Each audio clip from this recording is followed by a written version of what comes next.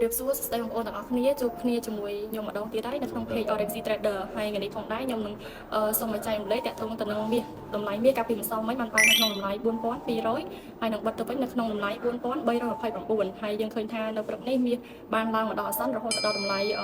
4375ហើយនឹងបានចុះមកវិញនៅក្នុងតម្លៃទាបបណ្ដោះអាសន្ននោះគឺ4329ហើយថ្ងៃនេះខ្ញុំមានព័ត៌មានធំដែលធ្វើឲ្យប៉ះពាល់ដល់មាសមាន3ព័ត៌មានគឺព័ត៌មានទី1តាក់ទងទៅនឹងសង្គ្រាមពាណិជ្ជកម្មអាមេរិកជាមួយនឹងចិនហើយនៅខណៈពេលនេះផងដែរចិនជាមួយអាមេរិកកំពុងតែបង្កើតមាតិកាចរចាទាក់ទងជាមួយនឹងពន្ធដារហើយព័ត៌មានទី2នោះគឺទាក់ទងជាមួយពន្ធដារដូចគ្នាកាលពីយប់ម្សិលមិញគឺលោកដូណាល់ត្រាំបាននិយាយថាបើសិនជាប្រទេសរបស់លោកមិនដាក់ពន្ធទេនឹងធ្វើឲ្យប៉ះពាល់ដល់សេដ្ឋកិច្ចអញ្ចឹងហើយធ្វើឲ្យមាសជាទ្រព្យសម្បត្តិដែលមានសមត្ថភាពនិងក្លាយជាទ្រព្យសម្បត្តិដែលមាន